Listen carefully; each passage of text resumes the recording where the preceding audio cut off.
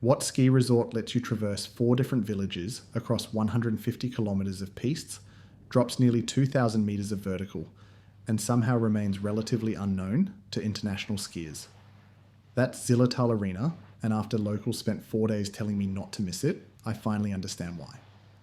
I spent a week exploring the Zillertal Valley, and everyone from lift operators, hotel staff, and fellow skiers kept mentioning Zillertal Arena.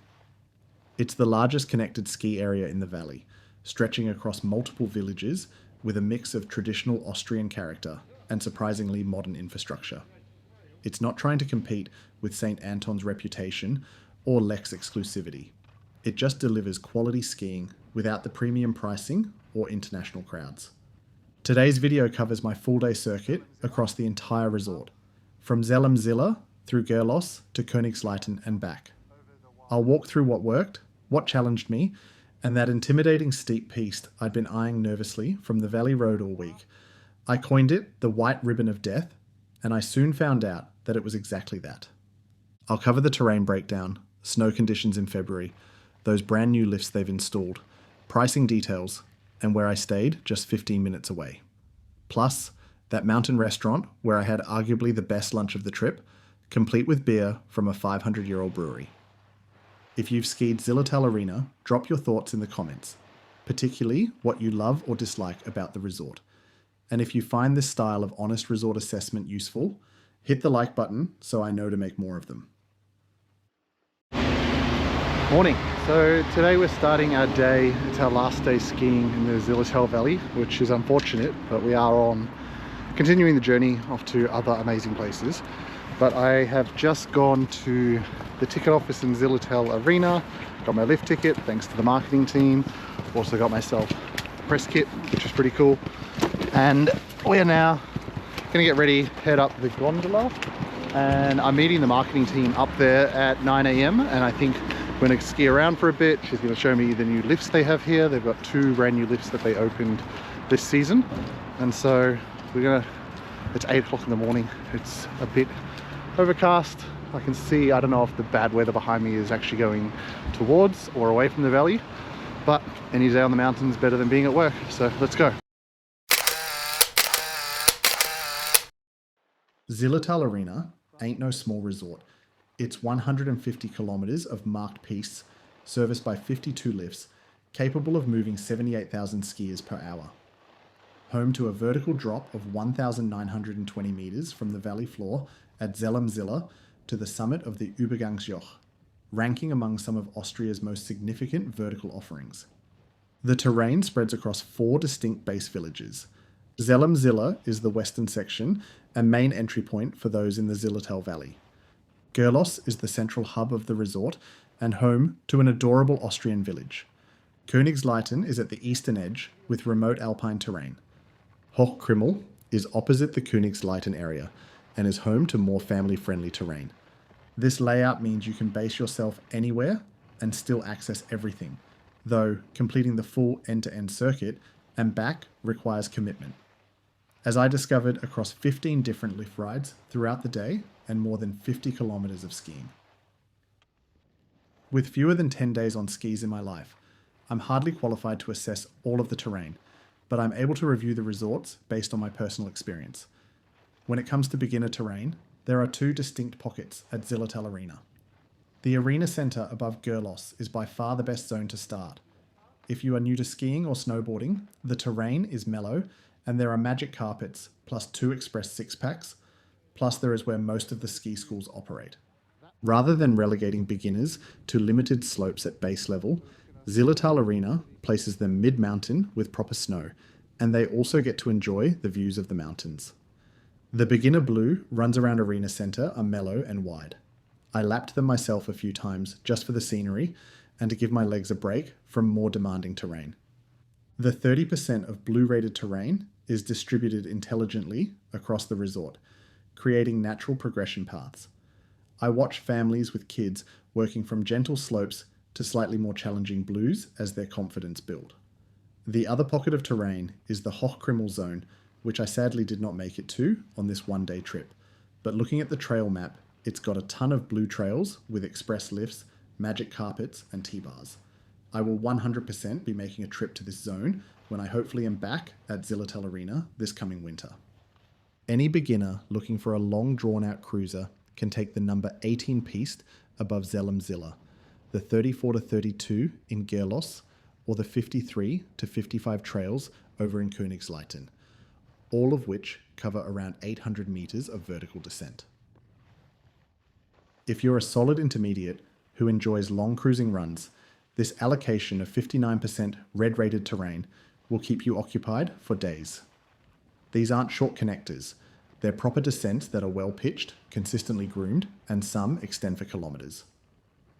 The Zillertal area, or Devil's Valley in English, which can be found behind Kreuzjoch Peak, was a standout.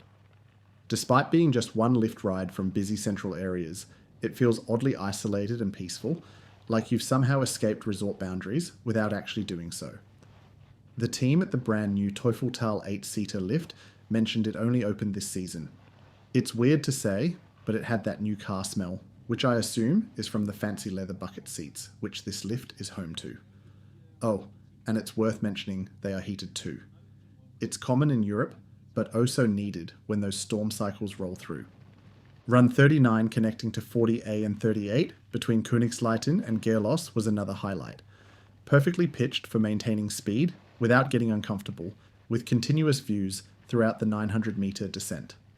By afternoon, my legs were burning from linking so many red runs together, but in that satisfying proper day of skiing way, rather than the survival mode panic feeling some of the blacks induced.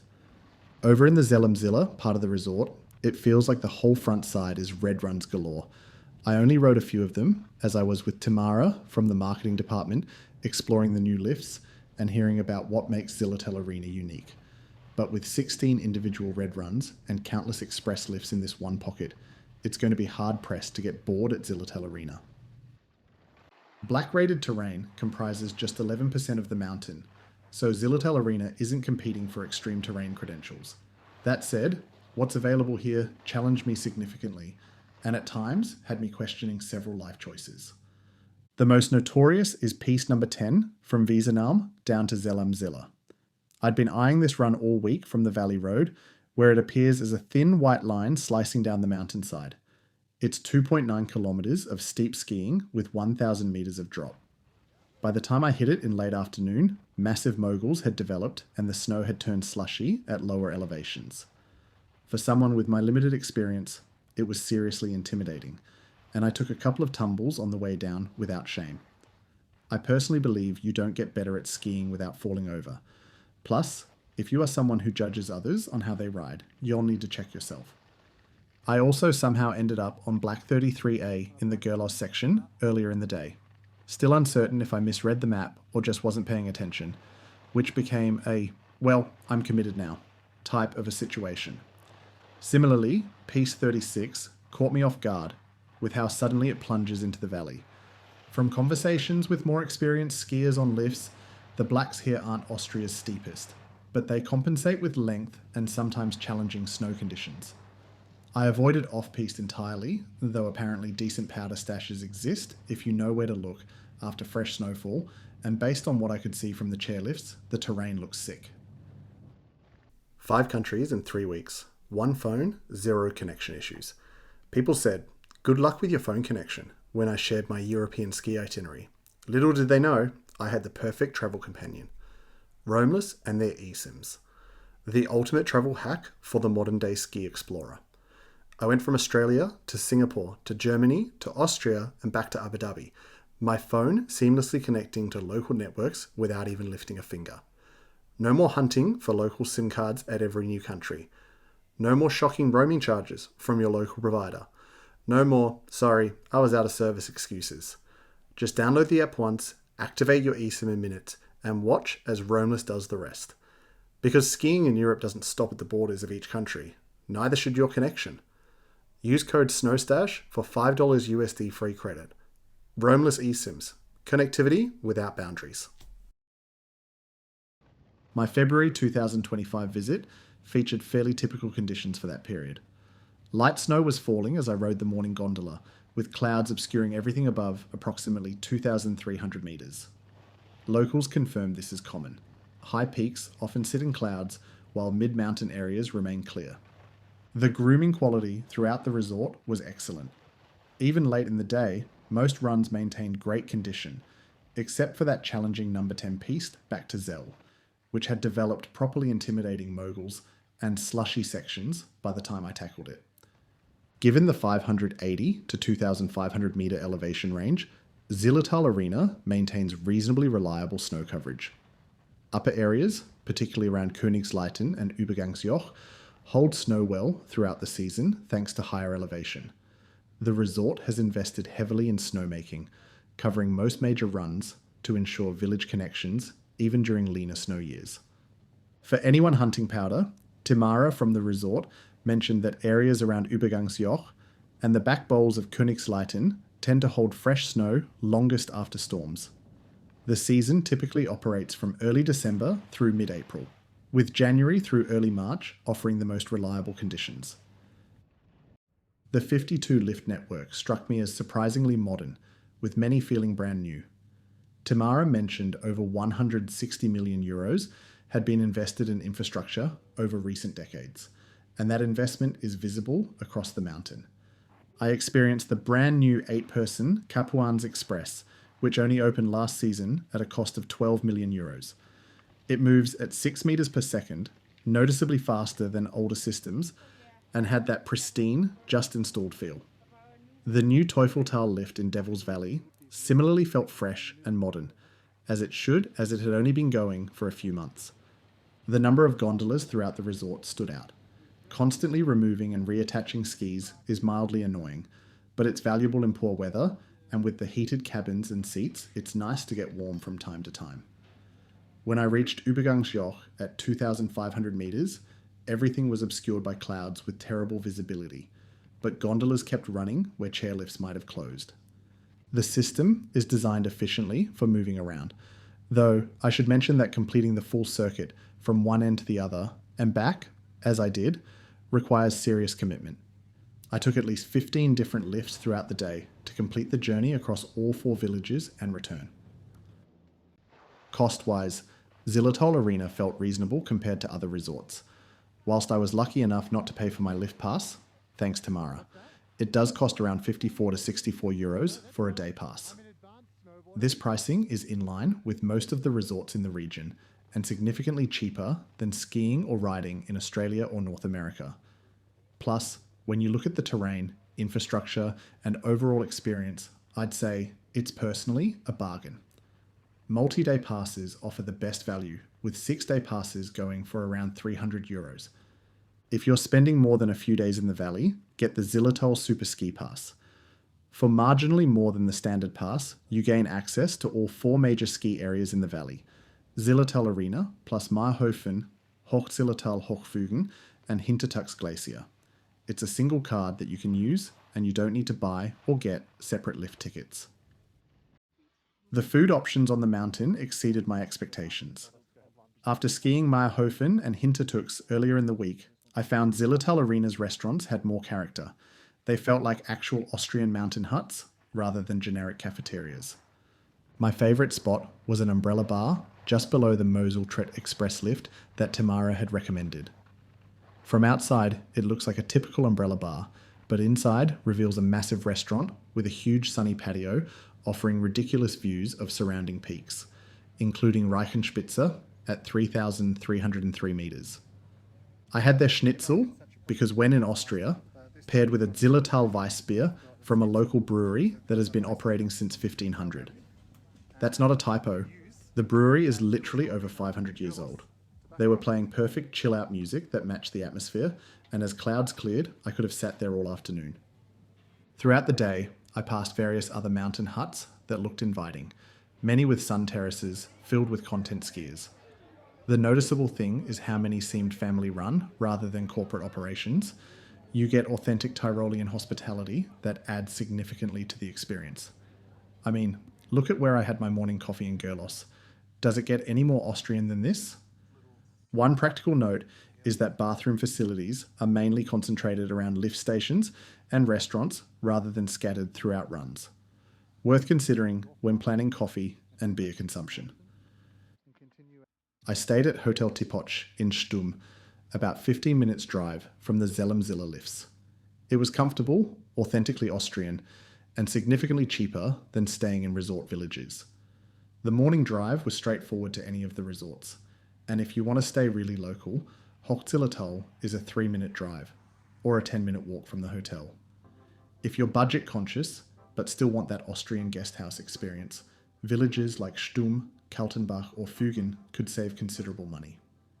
Ziller itself appeared the most developed and largest village with the widest accommodation range. It's the main entry point with good access to shops, restaurants and valley amenities. The downside is being at the resort edge rather than centrally located. Gerlos felt like the sweet spot location-wise, right in the middle with access in both directions. Walking around, it felt like a proper traditional village with one main street, typical Tyrolean buildings, and what I can assume is a decent après scene. If I returned and wanted to splurge on slopeside accommodation, I'd probably choose Gerlos. Königsleiten was definitely the most remote-feeling village, literally surrounded by mountains.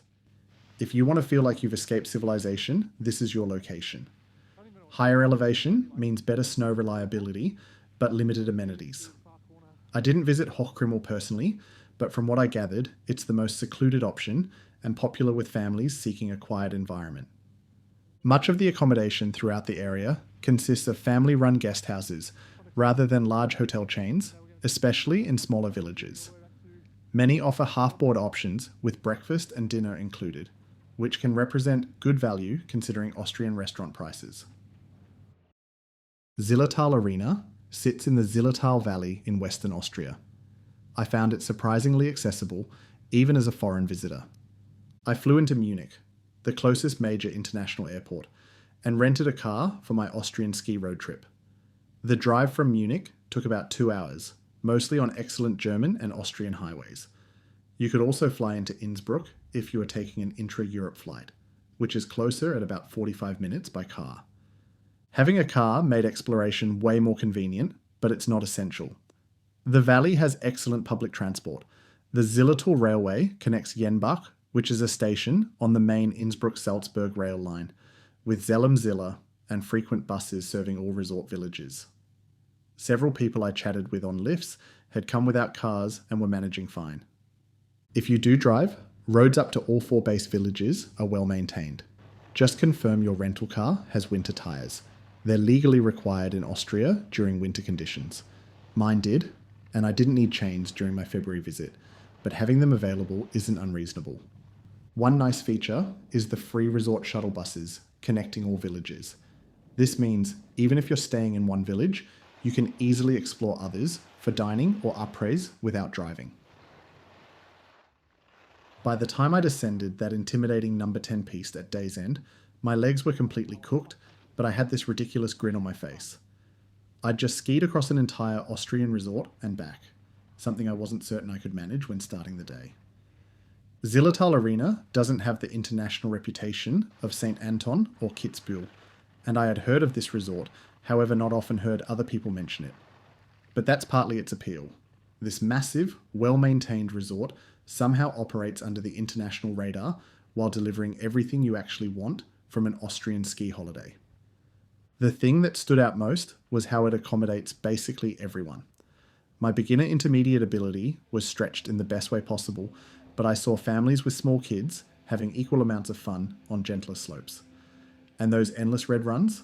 Absolute heaven if you're a confident intermediate who just wants to cruise for days. The 4 connected villages each have distinct character, from the larger, more developed Ziller to the remote mountain-surrounded feel of Königsleiten. Staying at Hotel Tipoch in Stum, just 15 minutes away, was perfect for me. Authentic Austrian hospitality without the premium prices of slopeside accommodation. If you're planning an Austrian ski trip and debating destinations, I'd seriously recommend including Zillertal Arena on your list, especially if you're an intermediate skier or traveling with a mixed ability group. It offers the authentic Tyrolean experience, modern lifts without St. Anton pricing, and enough terrain that you definitely won't exhaust it in a week. Thanks for watching. Ciao.